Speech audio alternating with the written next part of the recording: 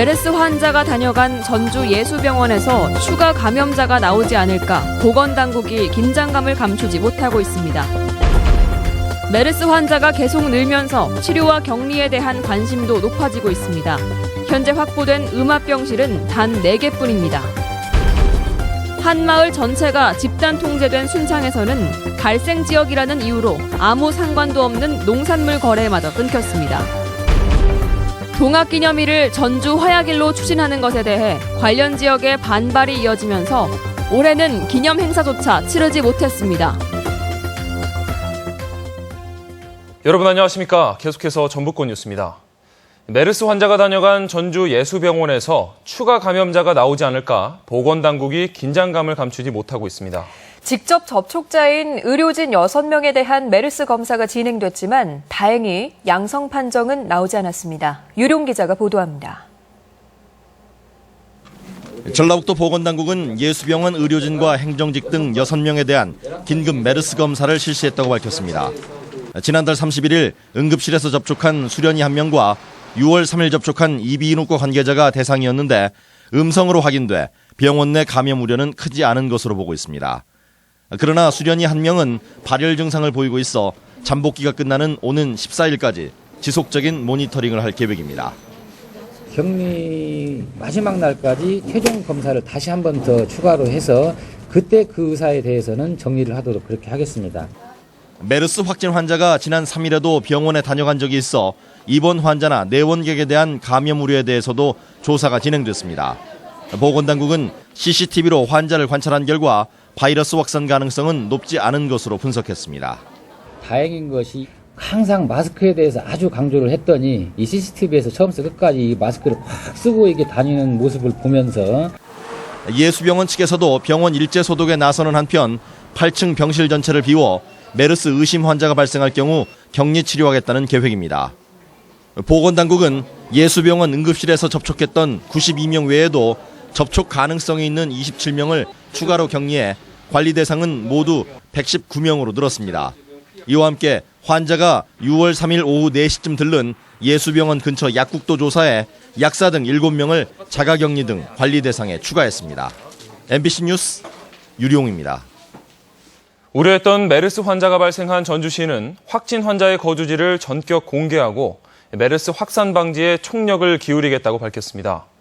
하지만 보건소의 메르스 전담 진료소와 종합병원의 선별 진료소 등 대처는 여전히 엇박자를 보이고 있습니다. 강동엽 기자의 보도입니다. 메르스 확진 판정을 받은 김모 씨가 거주하고 있는 아파트입니다. 총 480여 세대가 사는 이 아파트의 주민들은 불안감을 감추지 못합니다. 나 누군지 어디 사는 줄 아냐고 없어. 몰라야 나? 그랬더니 엄마 우리 아파트요. 엄마 조심해 돌아다니지 마. 단지 내 어린이집도 휴원에 들어갔습니다. 오지 말라고 통보를 다 했어요. 어젯밤에. 저희가 지금 소독하고 선생님들 나와서 같이 소독하고. 전주시가 공무원을 파견하고 엘리베이터 등 아파트 내부를 소독했지만 주민들은 여전히 불안하기만 합니다. 지금 그 사람들은 자기네들은 계속 그 엘리베이터를 타고 다녔어요. 그러니까. 자기네들 누르고. 네. 확진 판정하고 나서도 당국에서도 바로 움직이들 않더라고. 특히 김 씨가 음성 판정 후 열흘 만에 다시 양성으로 드러나면서 관리가 소홀할 수밖에 없던 시기에 대한 불안감은 더욱 심할 수밖에 없습니다. 일단 방역당국은 예수병원을 중심으로 직간접 접촉자를 격리했지만 김 씨가 아파트를 나와 병원까지 가는 과정에서 접촉한 인원이 몇 명인지는 정확히 파악조차 하지 못하고 있습니다. 확진자가 이동하면서 전염될 가능성을 저희가 집중하고 있기 때문에 오늘 중에 동선 파악을 정확히 해서 그 내부에서 움직였던 것들은 그렇게 해서 그거에 따라서 대응을 하도록 하겠습니다. 이런 가운데 전주시가 운영하고 있는 메르스 전담 진료소와 전주병원에 지정된 선별 진료소는 시민들의 혼란만 가중시키고 있습니다. 뭐 전주병원 검사가 된다더라 해가지고 왔다는 케이스가 있어서 저희는 검사를 안 하는 걸로 했거든요.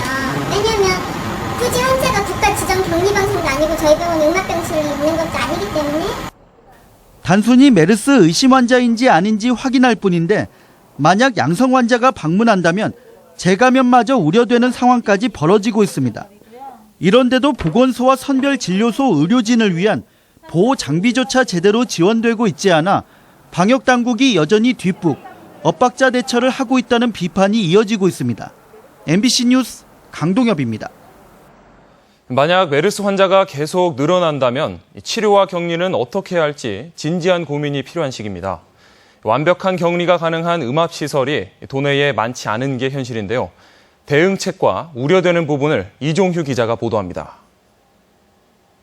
도내 메르스 환자는 3명, 전북대병원에 2명, 군산의료원에 1명이 치료를 받고 있습니다. 두 병원에는 음압병상, 즉 공기를 밖으로 빠져나가지 못하게 하는 전문 병상이 있어 전염 가능성을 차단하고 있습니다.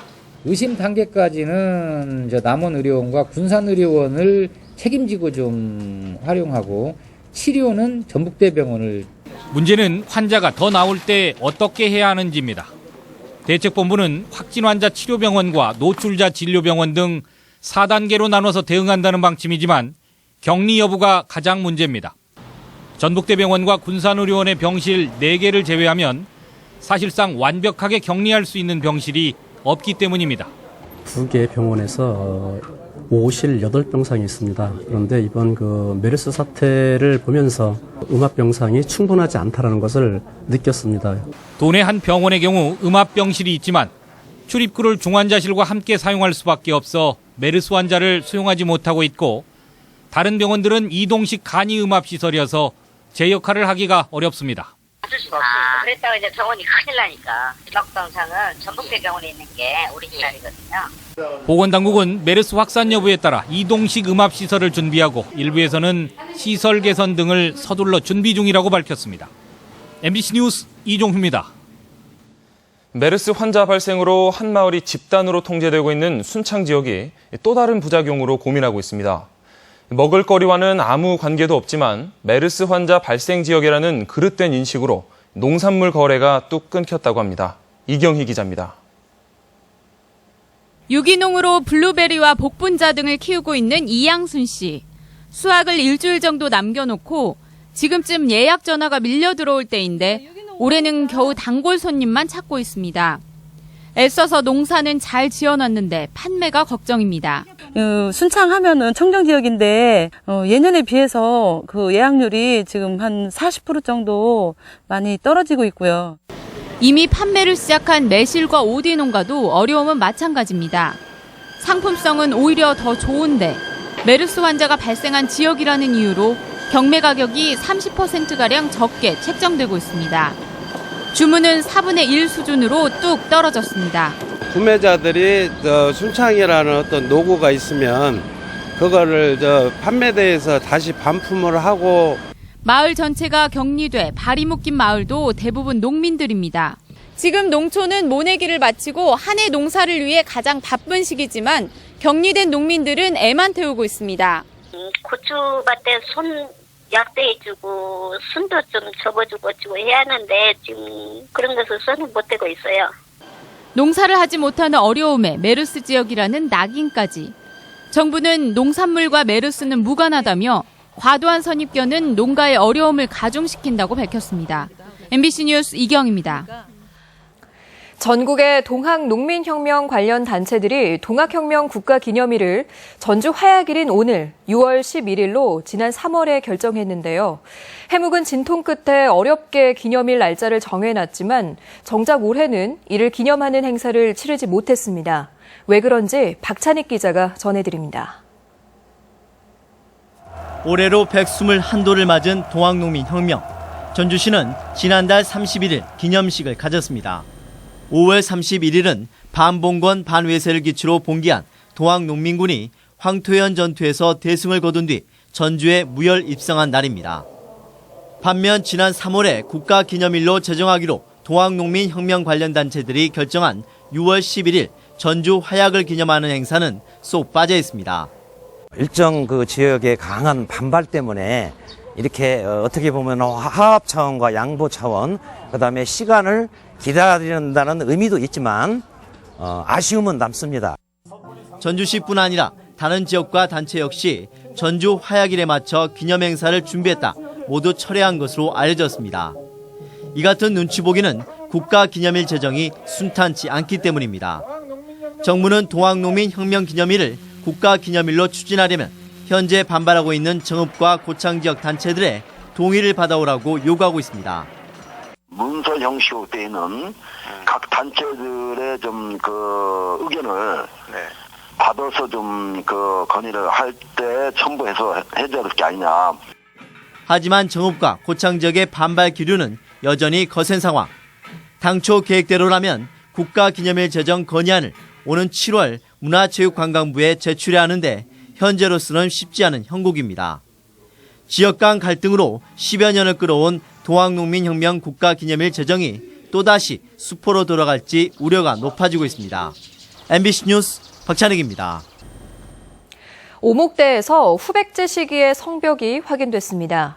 국립전주박물관에 따르면 오목대 동쪽에서 남서쪽 사이에서 통일신라 후기부터 후백제 시대에 해당하는 길이 250m, 폭 8m, 높이 3에서 5m 내외의 대규모 토석 혼축 성벽이 확인됐다고 밝혔습니다. 박물관 측은 오목대가 조선 왕조와 관련해 주목받아왔던 곳인데 이번 발굴을 통해 천년 전주의 역사적 실체를 확인할 수 있다고 밝혔습니다. 군산과 완주에 뿌리산업 특화단지가 지정됐습니다. 전라북도에 따르면 최근 산업부의 뿌리산업 특화단지 지정 공모에서 군산과 완주가 지정돼 단지 내 뿌리 기업 간 일감 공유와 협동화 사업 등 뿌리산업 기반이 강화될 전망입니다. 산업부는 매년 10억 원 한도 내에서 이들 지역의 환경시설과 에너지시설 등 단지 내 기업이 공동으로 활용할 수 있는 기반 구축을 지원합니다. 방송통신위원회가 오늘 전체 회의에서 지역방송 발전 지원 계획안을 확정했습니다. 아쿠아일로에 있는 지역방송에 도움이 될 것은 분명하지만 지역성 구현이라는 큰 목표를 이루기 위해서는 넘어야 할 산이 아직 많습니다. 이재규 기자가 취재했습니다. 지난 4월 21일 지역방송 발전 방안 공청회가 대전에서 열렸습니다. 공청회는 지난해 말부터 시행된 지역방송 발전 지원 특별법에 구체적 지원 계획을 세우기 위한 것으로 지역방송의 역할에 대한 공감대를 마련하는 자리였습니다. 지역방송 활성화를 통해 지역민들의 행복 추구권 등 헌법적 권리가 보장되는 상태의 구현을 비전으로 설정한 것입니다. 이 같은 과정을 거쳐 마련된 세부 지원 계획안이 오늘 방통위 회의에서 최종 확정됐습니다.